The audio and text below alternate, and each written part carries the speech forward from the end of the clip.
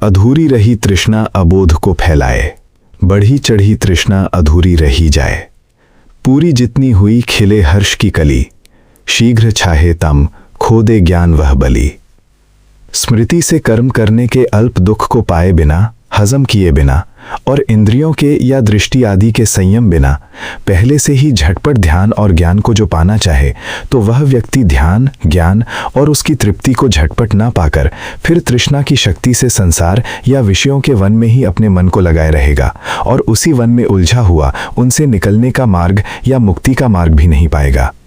इसी अर्थ या तात्पर्य को इस पद्य में सूचित किया गया है कि विषय सुख के साथ वन की झाड़ियों में उलझने के समान उलझने ही बढ़ती हैं और उनकी कभी भी मनचाही समाप्ति नहीं होती। जैसे जैसे उलझन को केवल आदत वाले मन को ही प्रसन्न करके कम करना चाहेंगे, वैसे वैसे ये और भी बढ़ती जाएगी। जो तृष्णा पूरी न होकर अर्थात अपना विषय का सुख न पाकर तृप्त नहीं हुई, वहीं यहाँ अधूरी तृष्णा कही गई है।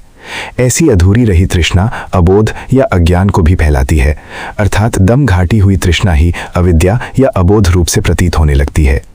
ऐसी ज्ञान की मर्दित या ज्ञान की ढकी अवस्था मन को कभी भी नहीं भाती, यही अविद्या है।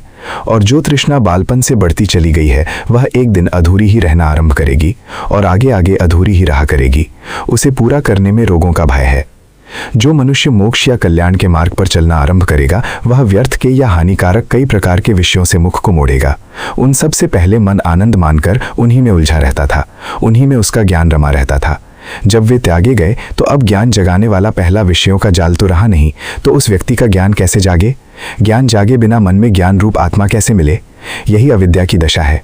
ज्ञान रूप आत्मा न मिलने पर व्यक्ति दुखी होकर फिर उसी विषयों के वन की ओर ही लपकेगा, क्योंकि जो मन विषयों के साथ कभी इस विषय के सुख का ज्ञान, कभी दूसरे तीसरे विषय के सुख का ज्ञान, कभी उन विषयों की सामग्री की चिंता में खोया रहता और समय व्यतीत करता था, जब विषयों को त्याग कर एकांत में वास करने लगा या दूसरों से अलग रहने लगा, तो वही पहले वाली तृष्णा की अंदर मन में बहती धारा या नदी रुकने लगी।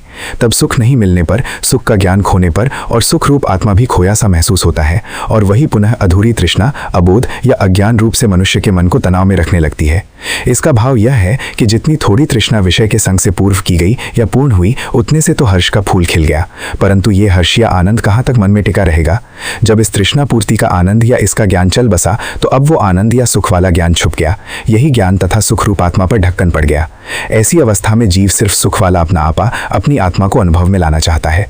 यही आत्मा या अपना आपा पहले पहल विषयों के जाल से एक के पश्चात दूसरे विषय के संग के सुख से प्रकट होता रहता है और मन सुख पूर्वक संसार में बने रहने की इच्छा करता है।